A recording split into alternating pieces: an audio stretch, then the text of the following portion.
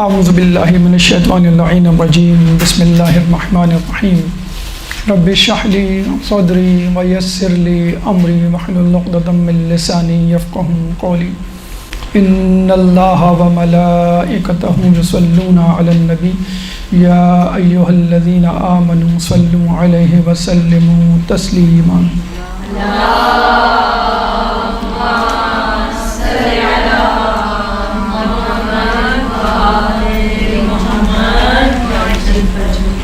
ایام عزا اپنی پوری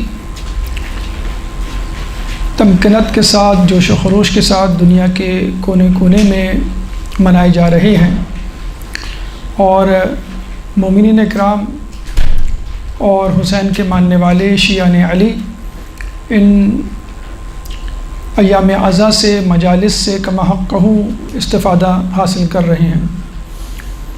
جیسا کہ آپ کو معلوم ہے کہ جب کوئی حادثہ رونما ہوتا ہے تو حادثے کے وقت انسان کے جذبات اپنے عروج پر ہوتے ہیں، اور عموماً وہ ایک صدمے کسی کیفیت سے دوچار ہوتا ہے، اور اس پہ ایک غم، حزن و ملال کا غلبہ ہوتا ہے۔ لیکن جیسے جیسے حالات و واقعات آگے بڑھتے ہیں اور کسی حد تک اس واقعے کی، حادثے کی، سانحے کی شدت اور حدت میں کمی آتی ہے تو انسان کی عقل اس حادثے کے بارے میں تفکر، تدبر کرنا شروع کرتی ہے، اور اس حادثے کے اسباب، محرکات، سازش، منصوبہ بندی، اثرات اور نتائج کا جائزہ لینا شروع کر دیتی ہے۔ چنانچہ ضروری ہے کہ ہم کربلا کے واقعات کو فقط ایک سامع کی حیثیت سے، ناظر کی حیثیت سے، تماشائی کی حیثیت سے نہ دیکھیں، بلکہ اس کربلا سے حاصل ہونے والے سبق، نصیحت آموز باتیں اور نکتہ ہائے آفرین ان واقعات سے اپنے لیے چنیں، تاکہ اپنی زندگیوں کو امام حسین کی، اہل بیت کی زندگیوں سے متمسک کرتے ہوئے رضائے الہی کا حصول اپنے لیے اور اپنی نسل کے لیے ممکن بنا سکیں۔ چنانچہ اسی ہدف کو ذہن میں رکھتے ہوئے آج ہم آپ کے سامنے کربلا سے حاصل ہونے والے پیغامات کا تذکرہ کریں گے، اور فی الحال یہ 2 حصوں پر مشتمل ہوگا۔ پہلے حصے میں 10 پیغامات اور دوسرے حصے میں 10 پیغامات انشاءاللہ اللہ نے زندگی دی تو پھر مزید پیغامات کے حوالے سے گفتگو ہوگی۔ تو آئیے ہم کربلا کے واقعے سے حاصل ہونے والے پیغامات، یعنی ہمارا موضوع ہے پیغام کربلا۔ امام حسین مظلوم کے ساتھ ساتھ چلتے ہیں اور مدینے سے لے کے کربلا، کربلا سے لے کے کوفہ، کوفہ سے لے کے شام اور پھر دوبارہ مدینہ۔ اس دوران کیا واقعات درپیش ہوئے، کن شخصیات کا امام کو سامنا کرنا پڑا، اور ان شخصیات کا امام حسین کے ساتھ رویہ کیا تھا، خود امام کا ان کے ساتھ کیا سلوک رہا، اور ہم اگر اس وقت ہوتے امام کے سامنے تو ہمارا کیا رویہ ہوتا۔ اس وقت موجودہ حالات میں جب کہ ہم 1400 سال دور ہیں کربلا سے، تو ہمارا رویہ اس کربلا کے حوالے سے کیا ہے، اور کربلا کا جو ہدف تھا امام نے حاصل کیا اپنے ساتھیوں کے ساتھ، ہم اس ہدف سے کتنے قریب ترین ہیں۔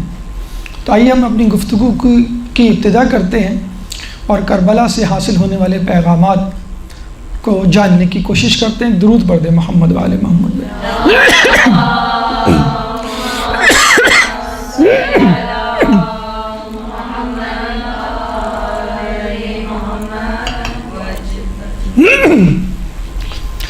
کربلا کا پہلا پیغام شجاعت۔ 27 رجب کی تاریخ مدینے میں حاکم شام کی موت کی خبر پہنچتی ہے۔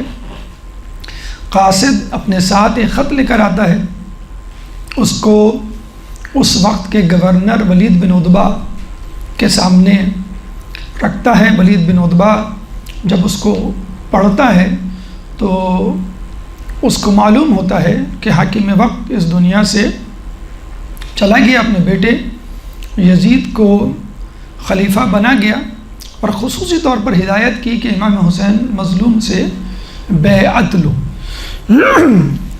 اور اگر وہ بیعت لینے میں پس و پیش سے کام لے تو خدا نخواستہ ان کی گردن اڑا دو۔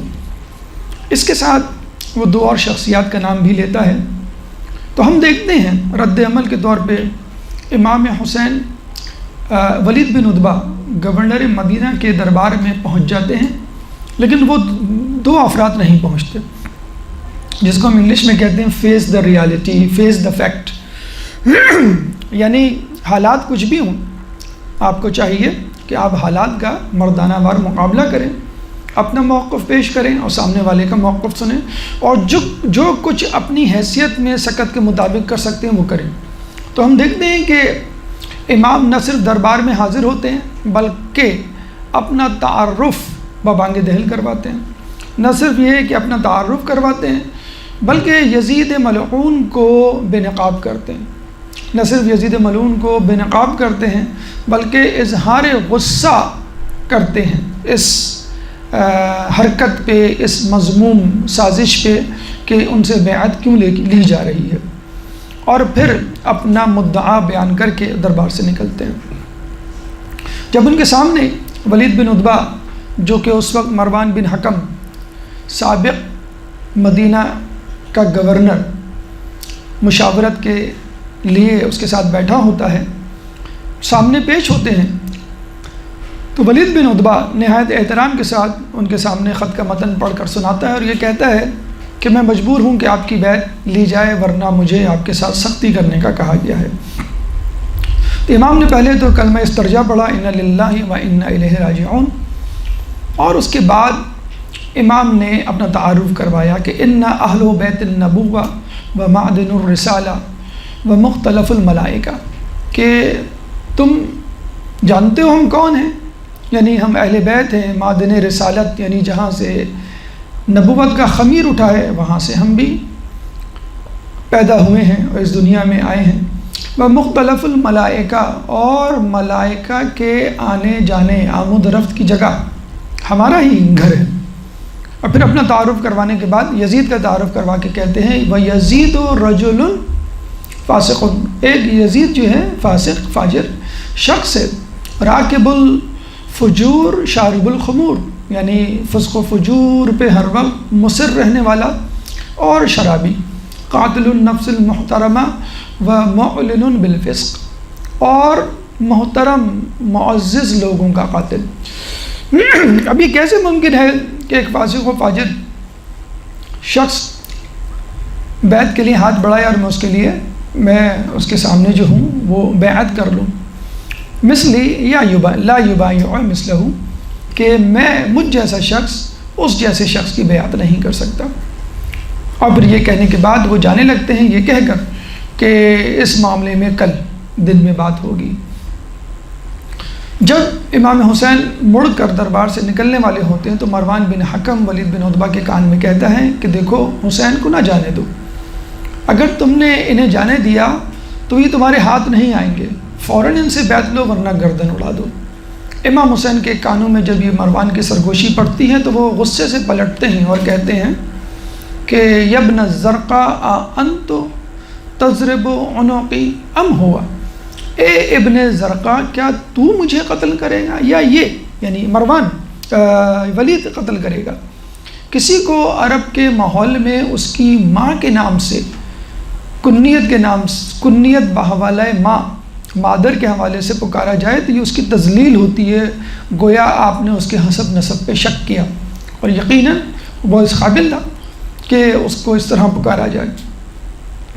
اور پھر انہوں نے کہا کذبتا واللہ اثمتا، تم نے جھوٹ بولا اور تم نے جو ہے وہ بہت بڑا گناہ کیا۔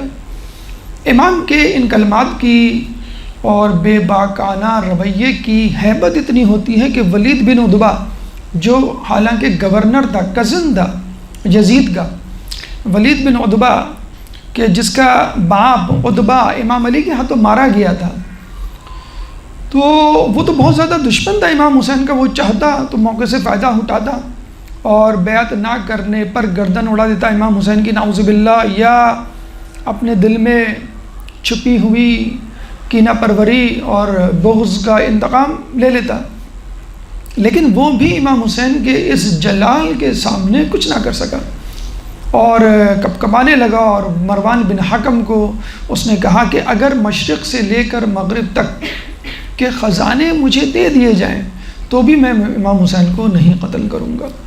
تو یہ امام حسین علیہ السلام کی بے باکانہ روش تھی، یہ شجاعت تھی جو ہمیں نظر آتی ہے، جو ایک لیڈر میں ہونی چاہیے، اور لیڈر اور رہنما ایسا ہی ہوتا ہے، جسے کہتے ہیں نا کہ اگر بھیڑوں کا لیڈر شیر بنا دیا جائے شیر کو، تو تمام بھیڑیں شیر بن جاتی ہیں، یا تمام گیدڑ شیر بن جاتے ہیں۔ اسی طرح تمام شیروں کا لیڈر ایک گیدڑ بن جائے تو تمام شیر گیدڑ بن جاتے ہیں۔ تو اسلام نے جب انتخاب کیا رسول کے بعد جانشینوں کا، تو یقیناً ایسے لوگوں کا انتخاب کیا جو نڈر، جری اور بے باک اور شجیع تھے۔ اب تو امام نے اس شجاعت کا مظاہرہ پہلے ہی دن کر دیا تھا، حالانکہ ان کو معلوم تھا کہ ہو سکتا ہے کہ میں محل کے اندر پہلی ملاقات میں، پہلے انکاؤنٹر میں مارا جاؤں۔ تو یہ پہلا پیغام جو ہمیں ملتا ہے اپنی زندگی کے لیے کہ حالات کتنے ہی مخالف کیوں نہ ہوں، بہرحال کربلا سے زیادہ، امام حسین علیہ السلام سے زیادہ، ہمارے ائمہ سے زیادہ مخالفت تو کسی نے بھی نہیں سہی یا اس کا سامنا کیا۔ ہم تو پھر بھی ایک بہتر ماحول میں ہیں، ہمیں جو ہے وہ گردن اڑائے جانے کا خوف نہیں، جان مال عزت کا خوف نہیں، کسی حد تک بلکہ بہت حد تک بہت محفوظ اور آرام دہ زندگی کے ساتھ ایام عزا ہم مناتے ہیں، اور یزیدیت پہ لعنت بھیجتے ہیں، امام حسین کا پیغام لوگوں تک پہنچا رہے ہیں۔ تو کیوں نہ ہم اس نڈر اور بے باکانہ رویے کا اظہار کرتے اور لوگوں کو بتلاتے کہ ہم کس شخصیت، کس عظیم شخصیت کے ماننے والے ہیں، بجائے اس کے کہ ہم ڈیفینسو رویہ اختیار کریں، ہمیں اگریسو رویہ اختیار کرنا چاہیے، لیکن اس میں بھی ایک خیال اور احتیاط مد نظر ملحوظ خاطر رہے کہ ہماری غلط روش، غلط حکمت عملی سے کسی کو نقصان نہ پہنچے، لیکن جہاں ممکن ہو وہاں ہمیں اپنے بے باکانہ رویے کا اظہار کرنا چاہیے۔ یہ وہ پہلا پیغام جو کہ کربلا کے واقعات سے ہمیں ملتا ہے۔ اب آئیے دوسرے پیغام کی طرف، ایک درود پڑھ دیں محمد والے محمد۔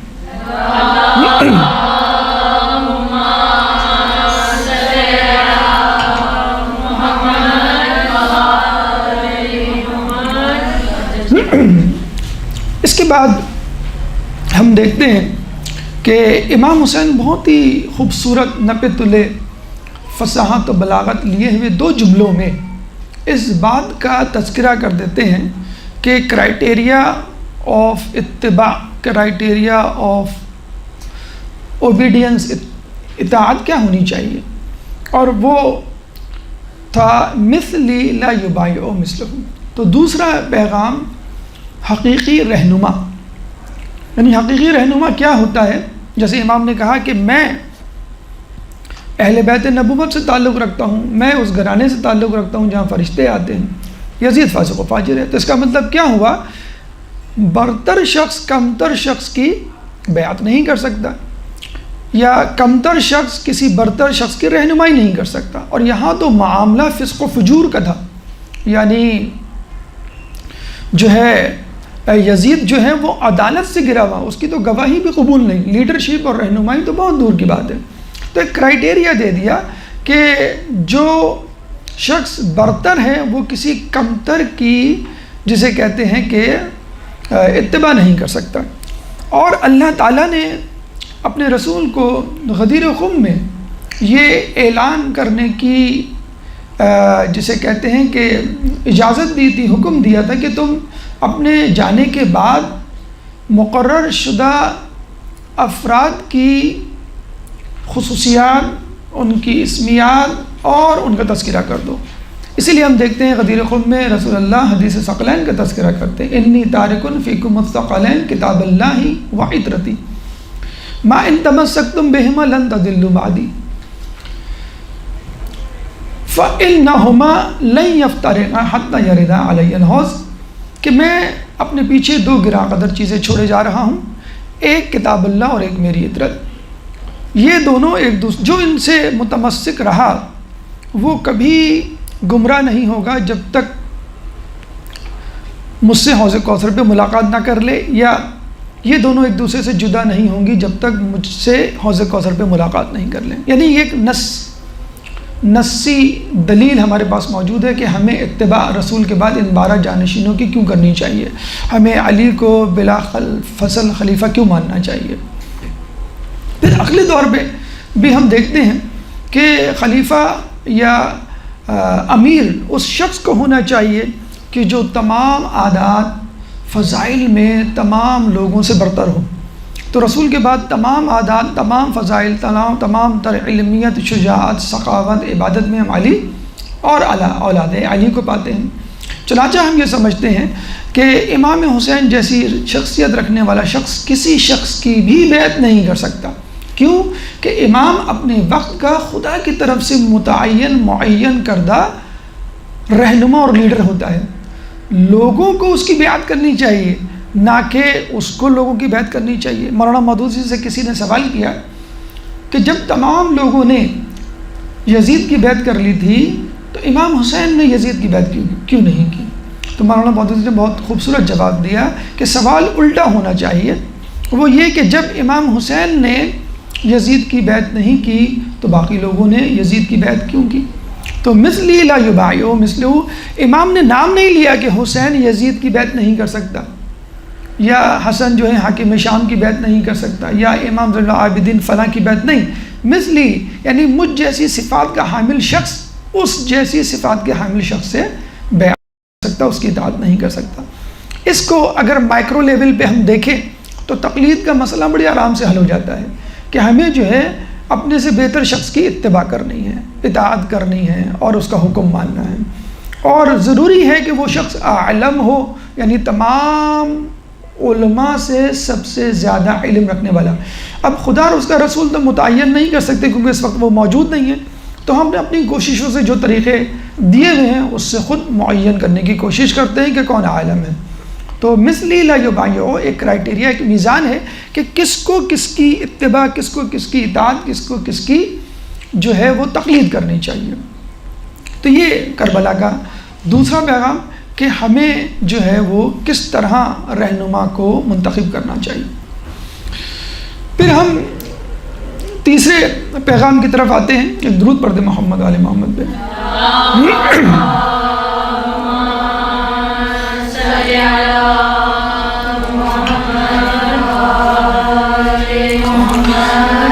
کہتے ہیں کہ دوسرے دن صبح کے وقت دن میں مروان بن حکم راستے میں امام حسین کو ملتا ہے اور کہتا ہے کہ میری مانیے تو آپ یزید کی بیعت کر لیجئے، اس میں آپ کی بھلائی ہے۔ تو امام نے کہا کہ کیا بھلائی ہے، وہ کیا چیز ہے جس کے لیے میں بیعت کروں؟ تو مروان کہتا ہے کہ اس میں دین اور دنیا دونوں کی فلاح ہے۔ امام جب یہ سنتے ہیں تو کہتے ہیں ان للہ و انا الیہ راجعون۔ کلمہ استرجاع پڑھتے ہیں، یہ اس وقت پڑھا جاتا ہے کہ جب آپ جو ہے بہت بڑے نقصان سے دو چار ہوں یا آپ کی بات لوگ سننے سے آ رہی ہوں۔ پھر امام کہتے ہیں علل اسلام السلام، کہ اس اسلام پر، تمہارے اسلام پر سلام۔ سلام کا مطلب یہ ہے خدا حافظ، سلام کا مطلب یہ نہیں کہ تم پہ سلامتی ہو، آؤ ہم بیٹھے ہم دونوں ایک ساتھ چلے، نہیں، علل اسلام السلام۔ جیسے وما قرآن میں ہے وما خاطبہم الجاہلون قالوا سلاما، جب وہ جاہلوں سے ملتے ہیں تو کہتے ہیں سلام علیکم۔ سورہ یونس آیت نمبر 15۔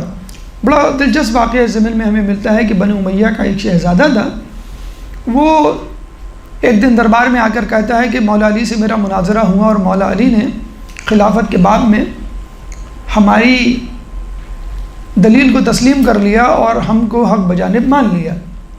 تو یہاں جو درباری بیٹھے ہوئے تھے وہ مسکرانے لگے، کہنے لگے بھئی وہ کیسے؟ تو اس شہزادے نے کہا کہ میں نے خواب میں یہ دیکھا میں اور علی کسی دریا کے کنارے جا رہے ہیں اور ہم میں خلافت کے باب میں بحث ہوتی ہے، میں بھی دلائل دیتا ہوں، علی بھی دلائل دیتے ہیں، پھر علی ایک دم سے کہتے ہیں سلام علیکم اور یہ کہہ کے چلے جاتے ہیں۔ تو اس کا مطلب یہ ہوا کہ علی نے جو ہے میری بات کو تسلیم کر لیا۔ تو وہ پھر اس آیت کو پیش کرتے ہیں کہ اللہ تعالیٰ قرآن میں فرماتا ہے وَإِذَا خَاطَبَهُمُ الْجَاهِلُونَ قَالُوا سَلَامًا، کہ جب وہ جاہلوں سے ملتے ہیں تو بہت زیادہ بحث و تکرار میں نہیں پڑتے، ایک مرتبہ دو مرتبہ اپنی بات دلیل کے ساتھ بیان کرتے ہیں، جب وہ نہیں تسلیم کرتا تو سلام کر کے بحث کو ختم کر کے آگے بڑھ جاتے ہیں۔ تو یہی جو ہے امام حسین نے کیا۔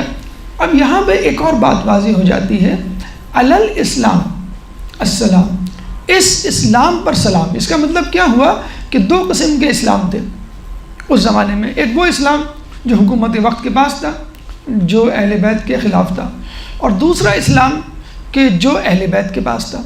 بلکہ ہم دیکھتے ہیں کہ رسول کے بعد سے یہ اسلام چلتا رہا، ایک اسلام اہل بیت کے حامل افراد کے پاس اور ایک اسلام اہل بیت کے مخالفین کے پاس، جس میں حکمران طبقہ پیش تھا، اور حکمران طبقے کے ساتھ جو ہے باقی افراد ہوا کرتے تھے۔ اور آج بھی یہی ہے کہ ہم دیکھتے ہیں کہ لوگ حکمران طبقے کے ساتھ چلتے ہیں اور جو فائدے کی والی بات ہوتی ہے اس کو اپنا لیتے ہیں۔ تو اسلام بظاہر دو حصوں میں ہے، ایک وہ اسلام اہل بیت کا اسلام اور ایک دوسرا اسلام جو اہل بیت کے مخالفین کا اسلام۔ اب اس میں دونوں میں مزید برانچز ہو جاتی ہیں، لیکن بہرحال بنیادی طور پہ دو ہی اسلام ہیں، حقیقی اسلام اور باطل اسلام، جو بظاہر اسلام نظر آ رہا ہے لیکن اسلام نہیں ہے۔ بالکل ایسا ہی معاملہ سفر کربلا کے دوران امام حسین کے ساتھ پیش آیا کہ امام حسین جو ہے وہ سفر میں تھے مکے کے بعد کربلا کی طرف، تو ایک شخص نے امام سے پوچھا، امام جو قرآن میں ہے سورہ بنی اسرائیل آیت نمبر 71 چیپٹر 17 ورس نمبر 71 کہ کل یوم ندعو کل اناس بامامہم، کہ اس دن ہم ہر کسی کو اس کے امام کے ساتھ پکاریں گے۔ تو شخص نے کہا کہ اس آیت کا کیا مطلب ہے؟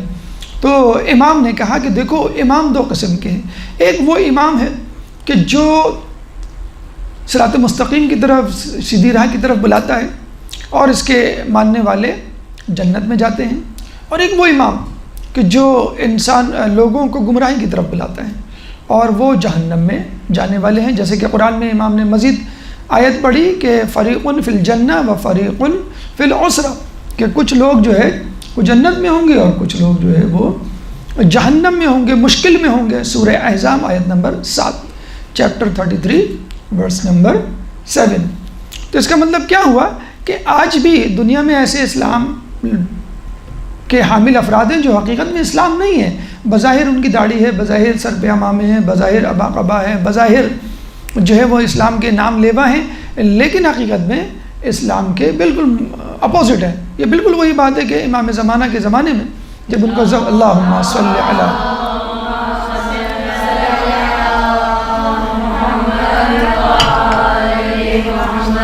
جب ان کا ظہور ہوگا تو ان کا مقابلہ دو افراد سے ہوگا، ایک تو دجال اور ایک سفیانی کا لشکر۔ دجالی لشکر وہ لشکر جو کہ دنیا پرستی میں ڈوبا ہوا ہوگا، دین کا مخالف ہوگا، دین داری اسلام کی کوئی نشانی علامت نہیں پائی جائے گی اس میں۔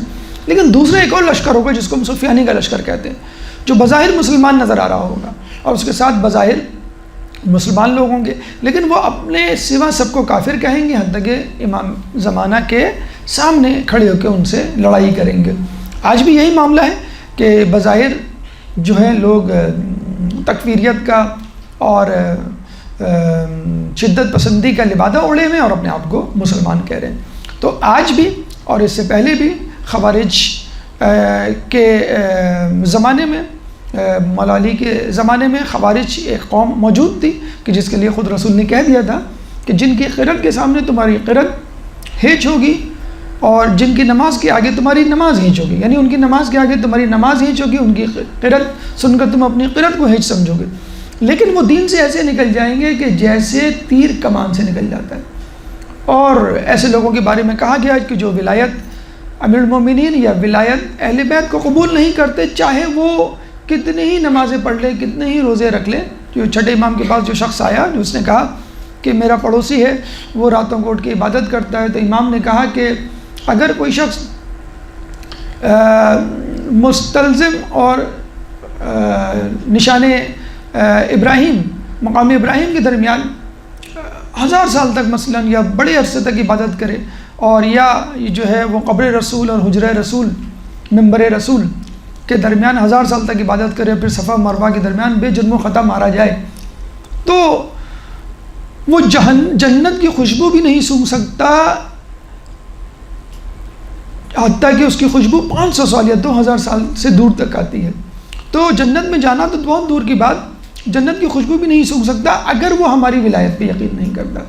تو اسلام بظاہر ظاہر کرنے والے کہ ہم مسلمان ہیں، یاد رکھ لیے ہمیشہ ہر دور میں 2 قسم کے لوگ ہوں گے، جو حقیقی اسلام کی طرف دعوت دے رہے ہوں گے وہ جنت میں لے جانے والے ہیں، اہل بیت کے ماننے والے، اور جو اہل بیت کے مخالفین ہیں وہ لوگ ہیں جو جہنم کی، انتشار کی، تفرقہ بازی کی اور گمراہی کی دعوت دے رہے ہیں۔ تو پہلا پیغام شجاعت، دوسرا پیغام حقیقی رہنما یا رہنما کی صفات، تیسرا پیغام جو ہے وہ حقیقی اسلام۔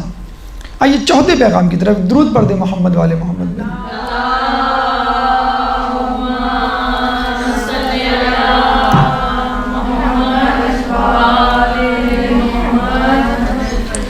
چوتھا پیغام جو ہمیں ملتا ہے وہ یہ کہ آپ نے سنا ہوگا کہ جب مولا حسین مدینے سے نکلتے ہیں تو وہ قبر رسول کے پاس جاتے ہیں، لپٹ جاتے ہیں، بچے کی طرح بلکتے ہیں، روتے ہیں اور کہتے ہیں کہ نانا آپ نے ایک امانت اپنی امت کے سپرد کی تھی، آپ دیکھ لیجئے ان لوگوں نے اس امانت کے ساتھ کیا کیا۔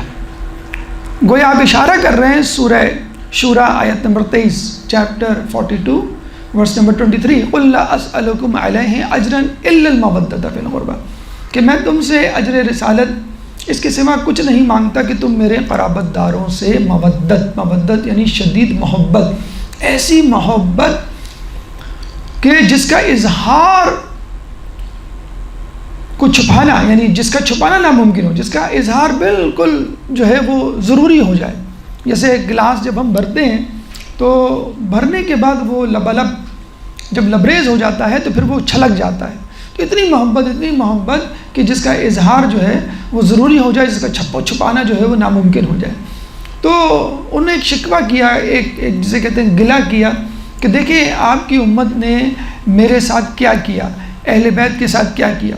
اور یہ رسول اللہ کے انتقال کے بعد، ان کی شہادت کے بعد ہم دیکھتے ہیں کہ رسول اللہ کے خاندان والوں کے ساتھ کیا ہوا، کیا ستم ڈھائے گئے کہ بی بی کو رات کے اندھیرے میں دفنایا گیا۔ پھر ہم دیکھتے ہیں مولا علی کی قبر کو چھپایا گیا جو چھٹے امام کے دور میں جو منکشف ہوئی۔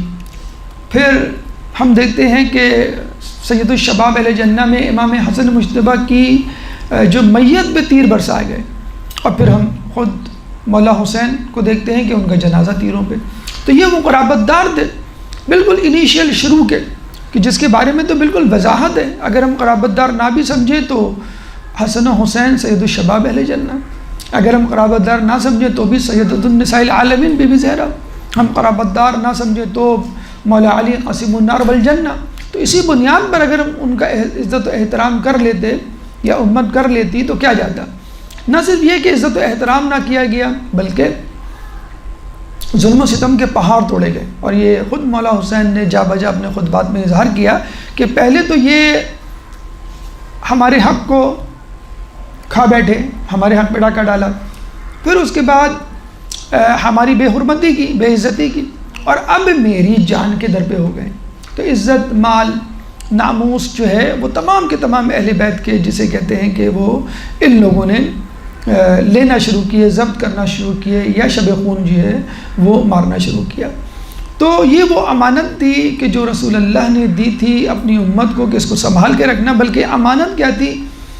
یہ تو روشنی کا مینار تھے کہ جن کی وجہ سے ہم صراط مستقیم پر رہتے، تو ہم نے تو وہ خود روشنی جو ہے اپنے ہاتھ سے بجھا دی، وہ شمع جو ہے وہ گل کر دی۔ اس کے بعد پھر ہم دیکھتے ہیں کہ خواب میں ہی، یعنی وہ سو جاتے ہیں رسول اللہ سے گلہ کرتے کرتے، تو خواب میں رسول اللہ کو دیکھتے ہیں کہ اے حسین، تم جنت کے کچھ درجات کو اس وقت تک نہیں پا سکتے جب تک شہادت کے عظیم مرتبے پر نہ پہنچو۔ یہ ہے 5واں پیغام، بہشت کا اعلیٰ درجہ۔ اور حدیث میں جا بجا آیا ہے کہ اللہ سے فقط جنت نہیں مانگو بلکہ جنت کے اعلیٰ درجات مانگو، اور جنت کا اعلیٰ درجہ اس سے بڑھ کر کیا ہو سکتا ہے کہ ہمیں پڑوس اہل بیت ملے۔ مولا حسین کئی مرتبہ کئی مقامات پر دعا کر چکے ہیں، اکثر لوگوں کی شہادت مسلم بن عقیل کی مثلا یا میسر کی یا دیگر افراد کی سنتے تو کہتے تھے کہ اے اللہ ہمارے شیعوں کو ہمارے ساتھ جنت میں قرار دے۔ تو بہشتی اعلیٰ درجات کیا ہیں؟ وہی ہیں جو رسول کے ہیں، وہی ہیں جو اہل بیت کے ہیں۔ چنانچہ ہمیں بھی بہشت کے اعلیٰ درجات کی جو ہے وہ تقاضا کرنی چاہیے، لیکن اس کے لیے امام حسین کے جانثاروں کی طرح قربانی دینے کی ضرورت ہے۔ تو یہ 5واں سبق جو ہمیں کربلا کے میدان سے ملتا ہے۔ ایک درود پڑھ دیں محمد والے محمد پہ۔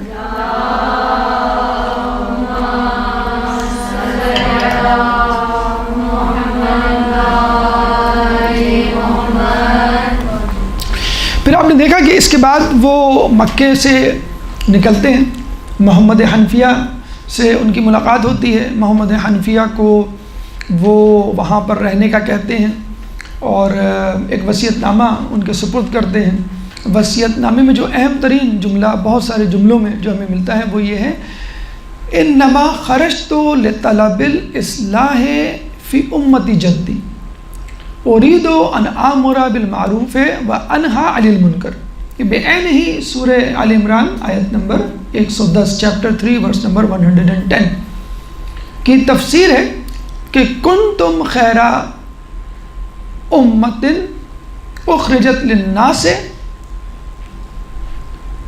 تأمرون بالمعروف وتنہون عن المنکر، کہ تم بہترین امت ہو کہ جس کو لوگوں کے لیے لایا گیا ہے میدان میں، اور تم نیکی کا حکم دیتے ہو اور برائیوں سے روکتے ہو۔ تو یہ خود امت محمدی کی ذمہ داری ہے، ہماری اپنی ذمہ داری ہے، فرداً ہر شخص کی ذمہ داری ہے کہ وہ امر بالمعروف کرے اور نہی عن المنکر کرے۔ اور جب خود امت کی ہر امتی کی ذمہ داری ہے تو یہ خود امام کی اس امت کے ذمہ داری کیوں نہیں ہوگی؟ چنانچہ امام نے نکلتے وقت واضح طور پر یہ اشارہ دے دیا کہ میں نکل رہا ہوں کسی دنگا فساد، لڑائی جھگڑے، کسی حکومت کی لالچ میں نہیں، بلکہ میں تو لوگوں کی اصلاح کے لیے نکل رہا ہوں۔ اريد آمر بالمعروف وانہی عن المنکر۔ اب یہ ہماری ذمہ داری ہے کہ امام نے جس مقصد کے لیے قربانی دی تھی ہم بھی اس مقصد کے لیے قربانی دیں۔ ہم گھر میں ہیں، ہم آفس میں ہیں، ہم مدرسے میں ہیں، ہم اسکول کالج یونیورسٹی میں ہیں، بازار میں ہیں، جہاں تک ہو سکا۔ اب اس امر بالمعروف و نہی عن المنکر کی 3 منزلیں، 3 جو ہے مراحل ہو سکتے ہیں۔ کم ترین مرحلہ یہ ہے کہ انسان دل میں برائی کو برائی جانے، اچھائی کو اچھائی جانے۔ اس سے بہتر دوسرا درجہ یہ ہے کہ انسان زبان سے کہے کہ بھئی یہ بات بری ہے، یہ نہیں ہونی چاہیے، یا یہ بات اچھی ہے، اس کو ہونا چاہیے۔ جیسے شادی بیاہ کی تقریبات میں کچھ لوگ اس کا اظہار کر دیتے ہیں۔ اور تیسرا درجہ ہے ہاتھ سے بزور طاقت، یعنی جو شخص مثلا گھر کا رئیس ہے، ولی ہے، وہ اگر گھر میں موجود خواتین کو پردہ کروا سکتا ہے یا موسیقی رکھوا سکتا ہے، یا گھر میں غیبت یا جھوٹ جو بولا جا رہا ہے کی جا رہی ہے غیبت، اس کو رکھوا سکتا ہے، اس کو رکھوانا چاہیے۔ ایک آفس کا باس ہونے کے ناطے اپنے آفس میں بہت ساری چیزیں جو ہیں وہ ختم کروا سکتا ہے یا شروع کروا سکتا ہے، اور جب لوگ دیکھیں گے میرے باس کو یہ پسند ہے تو وہ خود بھی، ہم ایک ایسے باس کو جانتے ہیں کہ وہ اپنے امپلائیز کو جب وہ آتے ہیں آفس میں تو پہلے سورہ یاسین پڑھواتے ہیں، سب لوگ سورہ یاسین پڑھتے ہیں امپلائیز ان کے، اور پھر جو ہے وہ اپنا کام شروع کرتے ہیں۔ تو یہ نہ سوچیں کہ لوگ کیا کہیں گے، آکورڈ لگے گا، برا لگے گا، عجیب سی بات ہے، یہ تو نارمل ہوتا ہی آیا ہے۔ اس کے لیے بھی پلاننگ ہے، منصوبہ بندی ہے، طریقہ کار ہے۔ اگر مناسب منصوبہ بندی کے ساتھ یہ عمل کیا جائے تو ہر شخص کسی نہ کسی طور پہ 2 3 4 10 افراد کا رئیس ہوتا ہے۔ بحیث ٹیچر مثلا بچے آپ کی بات مانتے ہیں، ماں ہونے کے ناطے آپ کا بیٹا یا بیٹی آپ کے جو ہے وہ پابند ہوتے ہیں بات کی ماننے کے۔ بہت ساری چیزیں ہم بچوں کو دلاتے ہیں، دلانے سے پہلے اگر ہم یہ شرط لگا دیں کہ بھئی تم اول وقت نماز پڑھو گے، نماز شب پڑھو گے، ٹی وی پہ فضولیات نہیں دیکھو گے، انٹرنیٹ پہ ٹائم نہیں ضائع کرو گے، تو بہت سارے مسائل ہمارے حل ہو سکتے ہیں۔ تو امر بالمعروف و نہی عن المنکر اس امت کی ذمہ داری ہے قرآن کے مطابق، اور یہ ذمہ داری امام حسین نے یاد دلائی کہ دیکھو لوگ غافل ہو گئے، اس ذمہ داری سے میں آگے بڑھ کر اس ذمہ داری کو ادا کرتا ہوں اور تمہارے سامنے اس کو ادا کرتا ہوں، اس میں میری جان چلی جائے گی، میں جو ہوں قربان ہو جاؤں گا، بہت بڑی پریشانی کا سامنا ہوگا، لیکن تم اس کو اپنے طور پہ جاری رکھنا۔ تو یقیناً بہت سارے کام بہت آسانی کے ساتھ ہم کر سکتے ہیں، بشرط یہ کہ فکر ہو اور ہماری توجہ اس طرف ہو۔ ایک درود پڑھ دیں محمد والے محمد۔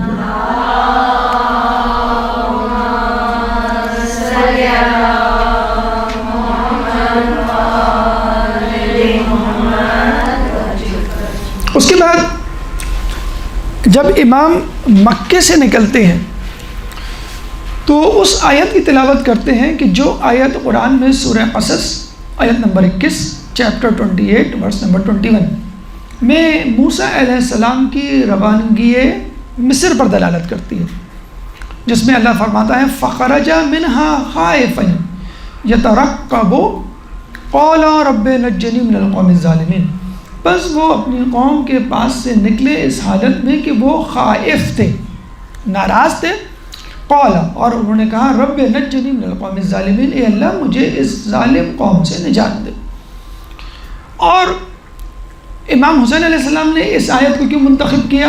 کیونکہ امام حسین علیہ السلام کی حالت بھی وہی تھی کہ جو موسیٰ علیہ السلام کی آیت تھی، حالت تھی۔ موسیٰ علیہ السلام بھی اپنی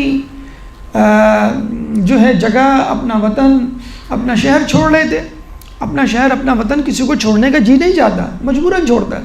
تو موسیٰ علیہ السلام نے کیوں چھوڑا؟ کہ وہاں کے لوگ ان کی بات نہیں مان رہے تھے۔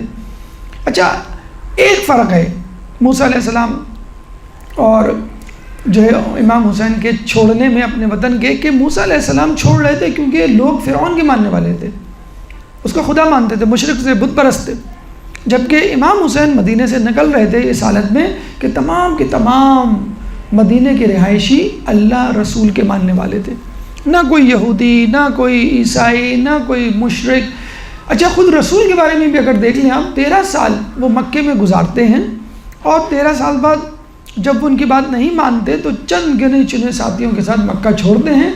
تو کن لوگوں سے خائف ہو کے مکہ چھوڑا؟ مشرکوں سے، کافروں سے۔ تو موسیٰ علیہ السلام نے بھی مشرکوں اور کافروں سے خائف ہو کے مصر چھوڑا، رسول اللہ نے بھی مشرکوں اور کفار سے خائف ہو کے مکہ چھوڑا۔ لیکن رسول اللہ کے نواسے امام حسین نے جب مدینہ چھوڑا تو اپنے ہی لوگوں سے خائف ہو کے، مدینہ میں کے تمام لوگ مسلمان تھے، ان لوگوں سے خائف ہو کے چھوڑا۔ تو یہ ایک بہت بڑی، جسے کہتے ہیں کہ افسوسناک بات ہے، بے اعتنائی، بے وفائی، بدعہدی، اور قرآن کی آیت مودت سے بالکل صریح انحراف ہے کہ اللہ کے رسول کے نواسے امام حسین مظلوم کو، کہ جن کو وہ کندھوں پہ سواری کرایا کرتے تھے، اپنے سینے سے چمٹاتے تھے، ان کے گلے کا بوسہ لیا کرتے تھے، ان کو اپنے ہی مدینے سے رخصت، مہاجرت یا ہجرت کرنے پر مجبور کیا جا رہا ہے۔ تو یہ وہ آیت تھی جو امام حسین کے زبان پہ تھی۔ اور جب امام نکل رہے تھے مدینے کے لیے تو کسی معلوم مقام پر تھے۔ اسی طرح موسیٰ علیہ السلام کبھی چلے مقام اگر ان لوگوں کو نہیں معلوم تو تاریخ میں معین ہے مدین، کہ وہ مدین گئے تھے مصر کے بعد، 10 سال بعد شعیب علیہ السلام کی شاگردگی میں رہے، پھر دوبارہ واپس آئے۔ جب دوبارہ واپس آئے تو لوگوں کو ان کی اہمیت کا، حیثیت کا اندازہ ہو گیا کہ ہم نے بہت بڑی غلطی کی تھی۔ تو یہ ہے 7واں پیغام غیبت، کہ جب انسان اللہ کی دی ہوئی نعمت کی ناقدری کرتا ہے تو اللہ تعالیٰ اس نعمت کو چھین لیتا ہے۔ مصریوں نے موسیٰ علیہ السلام کی ناقدری کی، اللہ نے موسیٰ علیہ السلام کو ان سے چھین لیا۔ مکے والوں نے رسول اللہ کی ناقدری کی، اللہ نے مکے والوں سے رسول کو چھین لیا، مدینے والوں کو دے دیا جنہوں نے خوش آمدید کہا۔ اسی طرح اس وقت اللہ تعالیٰ نے پہلے، دوسرے، تیسرے، پھر مسلسل 11 وارثین محمد کو لوگوں کے سامنے پیش کیا، 11 کے 11 کی ناقدری کی گئی، 12واں اللہ تعالیٰ نے چھین لیا اور اس کو غیبت میں ڈال دیا۔ مصیبت تو یہ کہ ہمیں معلوم نہیں، کم از کم موسیٰ علیہ السلام کو تو معلوم تھا کہ وہ مدین میں ہیں، یا رسول اللہ کو معلوم تھا کہ وہ جو ہے مدینہ جا رہے ہیں، یا خود امام حسین کے بارے میں بعد میں تو پتہ چل گیا تھا کم از کم کہ مکے گئے، مکے سے کربلا گئے. لیکن اس وقت جو صورتحال ہے، سب سے زیادہ بدنصیبی ہماری ہے کہ ہم نے، اور یہ ہم مستحق ہیں، ہم سمجھتے ہیں اس سزا کے، کہ ہم نے 1 نہیں 2 نہیں اللہ کے 11 جانشینوں کی بے قدری کی ہے.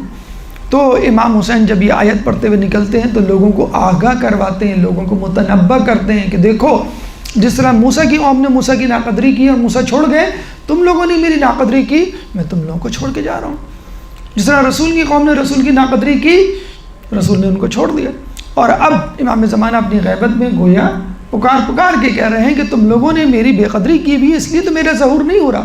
آج تم میری قدردانی کرو تو آج میرا ظہور ہو جائے. ایک درود پڑھ دے محمد والے محمد پہ.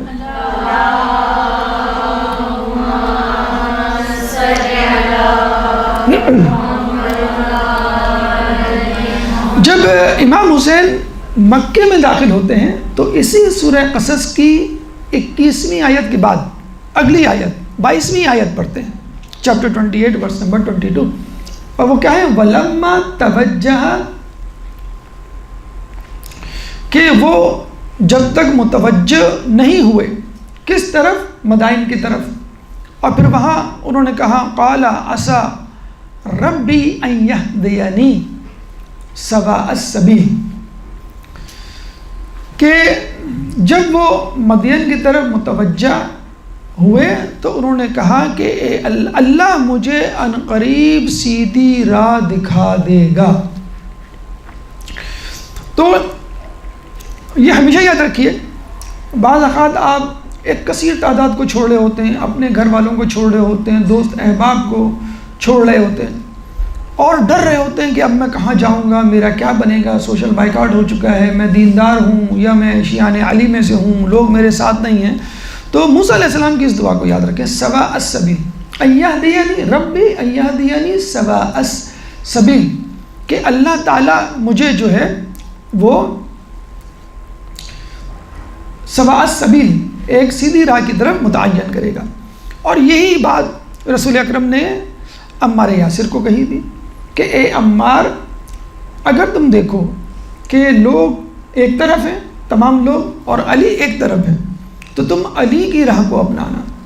اور یہی وجہ ہے کہ عمار یاسر نے جنگ صفین میں اس گروہ کو اپنایا، اس گروہ کے ساتھ جنگ کی کہ جو علی کا گروہ تھا. اور یہ بات باقی ثابت ہو گئی کہ جب عمار یاسر کو قتل کیا گیا تو شور غلغلہ بلند ہوا اور لوگوں نے کہا کہ عمار یاسر قتل ہو گئے. رسول کی حدیث تھی کہ عمار یاسر کو ایک باغی گروہ قتل کرے گا. چنانچہ ثابت ہو گیا کہ باغی گروہ کون ہے اور صحیح گروہ کون ہے، حق پر کون ہے اور باطل پر کون ہے.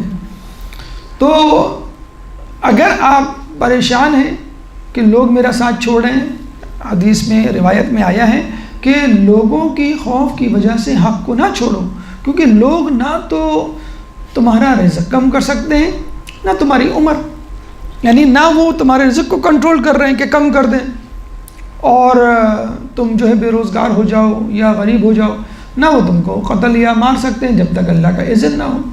تو جب بھی آپ کو پریشانی ہو اور اس بات کا خدشہ ہو کہ میں جو ہوں وہ اکیلا رہ جاؤں گا، تو آپ بس یہ دیکھیے کہ کیا میں حق پر ہوں. اگر میں حق پر ہوں، بلکہ روایت میں یہ بھی آیا ہے کہ اگر حق پر ہونے کے باوجود تمہاری مخالفت میں اضافہ ہو تو سمجھ جاؤ اللہ تمہیں کوئی بلند مقام دینے والا ہے. امام حسین علیہ السلام کو ہم دیکھتے ہیں کہ وہ حق پر ہوتے ہیں، لیکن حق پر ہونے کے باوجود ان کی مخالفت میں اضافہ ہوتا ہے. اتنا اضافہ ہوتا ہے کہ گلا کاٹنے کی، شہید کرنے کی نوبت آ جاتی ہے. کربلا جیسا سانحہ. تو ہم دیکھتے ہیں کہ پھر امام حسین کو وہ درجات ملے جن کی خوشخبری رسول اللہ نے خواب میں دی تھی کہ تم جنت کے کچھ درجات ایسے ہیں ان تک نہیں پہنچ سکتے جب تک شہادت کے مرتبے پر فائز نہ ہو جاؤ. تو یہ وہ سواء السبیل ہے، یہ وہ ہدایت ہے جو اللہ کی طرف سے ملتی ہے. یہ ہے کربلا کا 8واں پیغام. 9واں پیغام کربلا کا کیا ہے؟ اکثریت کی طرف نہ جائیں.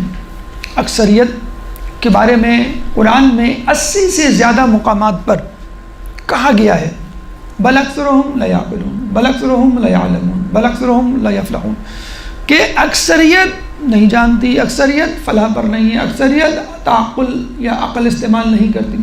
بلکہ قرآن میں یہ بھی ہے کہ اے رسول اگر تم اکثریت کا کہنا مانو تو یہ اکثریت تمہیں گمراہ کر دے گی۔ ہم دیکھتے ہیں کوفے والوں کی حالت، 1 لاکھ سے زیادہ افراد پر مشتمل مجاہدین یا سپاہی یا جنگجو افراد مدینہ کوفہ کو بساتے ہیں، تو یہ تمام لوگ شیعان علی میں سے نہیں تھے، لیکن جب مولا علی خلافت کے زمانے میں اپنا دارالخلافہ کوفہ بناتے ہیں تو یہ تمام لوگ علی کے ساتھ ہو جاتے ہیں۔ تو پہلے کسی اور حکومت کے ساتھ، اب علی کی حکومت کے ساتھ۔ جب علی اور حاکم شام کا معاملہ ہوتا ہے تو یہی لوگ اپنا وزن حاکم شام کے پلڑے میں ڈال دیتے ہیں۔ جنگ صفین، جنگ جمل، جنگ نہروان وجود میں آتی ہے۔ پھر مولا علی کے بعد امام حسن آتے ہیں تو ہم دیکھتے ہیں مولا حسن سے جو ہے وہ غداری کی جاتی ہے، مال و اسباب لوٹا جاتا ہے، حتیٰ کہ مسلح تک چھین لیا جاتا ہے، مذل المومنین نعوذ باللہ ان کو کہہ کر پکارا جاتا ہے، اور لوگ اپنا وزن جو ہے دوبارہ امام حسن سے ہٹا کر حاکم شام پہ ڈال دیتے ہیں۔ پھر یزید کے زمانے میں جب ظلم و ستم کے پہاڑ توڑے جاتے ہیں تو وہ پریشان ہو جاتے ہیں، کیا کریں؟ پھر امام کو پکارتے ہیں، پھر جو ہے امام کے شیعان سے کہتے ہیں کہ بھئی آپ تصدیق نامہ لکھیں، دستخط کریں اور امام کو بلائیں، ہم پیشوا اور رہبر کے انتظار میں ہیں۔ پھر جو ہے امام کو بلایا جاتا ہے، لیکن جب ابن زیاد آ کر ان پہ ظلم و ستم کے پہاڑ دوبارہ توڑتا ہے، شدید جسے کہتے ہیں ظلم کرتا ہے، تو وہ پریشان ہو جاتے ہیں کہ امام جو ہے ہم آپ کا ساتھ نہیں دے سکتے۔ اور پھر جب امام کو شہید کر دیا جاتا ہے تو پھر اپنے اوپر افسوس کرتے ہیں، لیکن جب حجاج بن یوسف آتا ہے تو پھر دوبارہ اس کے ساتھ ہو جاتے ہیں۔ تو کیا مطلب ہے کہ الناس دین علی دین ملوکہم، کہ لوگ جو ہے وہ بادشاہوں کے دین پر ہوتے ہیں، جہاں وہ دیکھتے ہیں پلڑا بھار رہی ہے اس طرف ہو جاتے ہیں۔ فتح مکہ کے موقع پر، فتح مکہ سے پہلے یہی کفار، یہی مشرکین جو ہے وہ ابو سفیان بن امیہ کے ساتھ تھے۔ فتح مکہ پر جب ان کو یقین ہو گیا کہ ابھی رسول اللہ ہی اب جو ہے وہ اس کو چلائیں گے، کنٹرول کریں گے، فتح کریں گے، تو ہم دیکھتے ہیں آیت اترتی ہے اذا جاء نصر اللہ والفتح ورأیت الناس يدخلون فی دین اللہ افواجا۔ تو لوگ فوج در فوج کیوں داخل ہو رہے ہیں؟ اس لیے داخل ہو رہے ہیں کہ وہ دیکھ لیتے ہیں کہ اب فتح جو ہے رسول کے ہاتھ میں ہے۔ امام حسین کے ساتھ بہت سارے لوگ چلتے ہیں، لیکن عین مسلم بن عقیل کی شہادت کے وقت لوگ آپ سے جدا ہو جاتے ہیں اور کہتے ہیں کہ ہم آپ کا ساتھ نہیں دے سکتے کیونکہ آپ کی فتح یقینی نہیں ہے۔ تو اس کا مطلب کیا ہوا کہ لوگ الناس دین علی ملکہم، کہ لوگ حکمرانوں کے دین پر ہوتے ہیں، یعنی کیونکہ ان سے ان کو فائدہ مل رہا ہوتا ہے، اور جب فائدہ نہیں ملتا، ظلم و ستم ہوتا ہے تو وہ پریشان ہو جاتے ہیں۔ تو اکثریت کو نہیں دیکھنا ہے، ورنہ آج کل ہم دیکھیں 7 ارب کی آبادی ہے، 7 ارب کی آبادی میں 1 ارب مسلمان ہیں، 1 ارب مسلمان میں بھی 33% 1/3 شیعان علی ہے۔ تو اقلیت حق پرستوں کی ہے اور اکثریت جو ہے باطل پرستوں کی ہے۔ تو ہمیں یہ دیکھنا ہے کہ حق کس طرف ہے، جیسے ابھی ہم نے فرمایا کہ ایک شخص بھی اگر حق کی طرف ہو، جیسے کہ علی کو میزان بنایا گیا، علی ایک طرف ہوں، باقی تمام لوگ دوسرے، تم علی کو جو ہے وہ فالو کرو۔ تو یہ ہے جسے کہتے ہیں کہ نواں پیغام۔ 10واں پیغام یہ ہے حرمت کعبہ۔ دیکھیں بہرحال امام کی عزت حرمت کتنی ہی بلند و بالا کیوں نہ ہو، لیکن بہرحال جو بیت اللہ ہے اس کی اپنی حرمت اور عزت تھی۔ جب عبداللہ بن زبیر نے امام کو کہا کہ آپ جو ہیں وہ عراق نہ جائیں، یا جسے کہتے ہیں کہ آپ کے پیچھے لوگ لگے ہوئے ہیں، تو امام نے کہا کہ میں مکے میں ٹھہرنا نہیں چاہتا، اگر میں مکے سے 1 بالشت باہر قتل کیا جاؤں بہتر ہے کہ میں مکے سے 1 بالشت اندر قتل کیا جاؤں، اگر میں مکے سے 2 بالش باہر قتل کیا جاؤں تو بہتر ہے کہ میں مکے سے 1 بالش دور قتل کیا جاؤں، یعنی جتنا میں دور ہوں گا اتنا بہتر ہے۔ بہتر ہے کہ میں فرات میں دفن کیا جاؤں، فرات کے کنارے بنسبت اس کے کہ میں مکے میں دفن کیا جاؤں، اگر میں کسی بل میں بھی چھپ جاؤں گا تو بھی یہ لوگ مجھے قتل کر کے دم لیں گے۔ تو امام کو حرمت کعبہ کا باس تھا۔ امام نے یہ بھی فرمایا کہ مجھے میرے بابا نے خبر دی ہے کہ کعبہ کی حرمت ایک مینڈھے کی وجہ سے پامال ہوگی۔ مینڈھا یعنی بھیڑ، یعنی ایک شخص کو وہاں مینڈھے کی طرح، بھیڑ کی طرح ذبح کیا جائے گا۔ مکھی مچھر مارنا بھی حرام ہے کعبے میں، تو بہتر یہ ہونا چاہیے کہ وہاں پر جیسے امام حسین نے یہی کیا، جب انہوں نے دیکھ لیا کہ حاجیوں کی بھیس میں لوگ موجود ہیں تو وہاں سے وہ چل دیے۔ تو امام نے کہا کہ یہاں پر میرے قتل کا منصوبہ بنا لیا گیا ہے، چنانچہ میں یہاں سے جا رہا ہوں، اور میں نہیں چاہتا میں وہ بھیڑ بنوں، وہ میڈھا بنوں کہ جس کو قتل کیا جائے گا، جس کے قتل کی وجہ سے حرمت کعبے کی پامال ہوگی۔ پھر ہم دیکھتے ہیں کعبے کی حرمت 2 مرتبہ پامال ہوئی۔ ایک دفعہ تو یزید کے دور میں حسین بن نمیر نے واقع ہرہ مدینہ کی بے حرمتی کی، اور پھر کعبے پر دھاوا بولا گیا، منجنیق سے پتھراؤ کیا گیا اور کعبے کی دیوار کو ڈھایا گیا۔ دوسری مرتبہ عبد الملک بن مرمار کے دور میں جب حجاج بن یوسف کو بھیجا گیا، جب اس نے کوہ ابو قبیس میں منجنیق جو ہے وہ رکھ کر کعبے پہ پتھر برسائے، کچھ لوگ تو یہ کہتے ہیں کہ پورا کعبہ منہدم ہو گیا تھا، پھر دوبارہ جو ہے اس کی تعمیر کی گئی، تو دیکھا آپ نے عبداللہ بن زبیر کو قتل کیا گیا، اور رسول کی حدیث جو ہے وہ ثابت ہوئی۔ کہنے کا مقصد یہ ہے کہ امام حسین نے مدینہ کو چھوڑا مدینہ کی حرمت پامال نہ ہو، امام حسین نے مکے کو چھوڑا تاکہ مکے کی حرمت پامال نہ ہو۔ حالانکہ 8 ذی الحج تھی، یوم ترویہ، 9-10 ذی الحج، حج تو شروع ہونے والا تھا اگلے دن سے، تو امام نے یہ نہیں سوچا کہ میری عبادت میں کمی ہو جائے گی۔ امام نے یہ دیکھا کہ اللہ تعالیٰ کی رضا کیا ہے۔ اگر اللہ چاہتا ہے کہ آپ نماز پڑھیں تو آپ نماز پڑھیں، اللہ چاہتا ہے کہ نہیں آپ جو ہے حج کریں، آپ حج کرنے پہنچ جائیں، اللہ کہتا ہے نہیں حج کو کینسل کیا جائے، منسوخ کیا جائے، کربلا میں جا کے تلوار نکالو، تو آپ تلوار نکال لیتے ہیں۔ جب کہا جاتا ہے کہ تلوار کو نیام میں رکھ لو، ظہر کا وقت ہو گیا نماز پڑھنی ہے، تو آپ تلوار کو نیام میں رکھ کر مہلت مانگتے ہیں، ظہر کی نماز ادا کرتے ہیں۔ پھر گھمسان کی جنگ ہوتی ہے، پھر کہا جاتا ہے کبھی عصر کا وقت ہو گیا ہے، نماز کا وقت ہو گیا ہے، پھر آپ نیام میں تلوار رکھ لیتے ہیں۔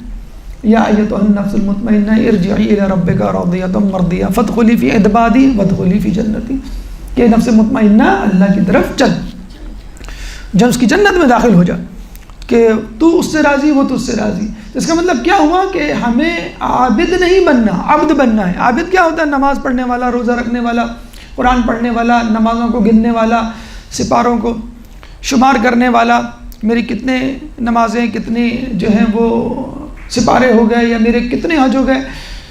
عبد وہ ہوتا ہے جو اللہ کا غلام ہوتا ہے، اگر اس کو کہا جائے نماز پڑھو تو نماز پڑھتا ہے، اس کو کہا جاتا ہے کہ نماز نہیں تلوار نکالو تو تلوار نکال لیتا ہے، اس کو کہا جاتا ہے کہ نہیں حج نہیں کربلا کی طرف چلو۔ تو امام حسین نے وہی کچھ کیا کہ جو رضائے الہی تھی۔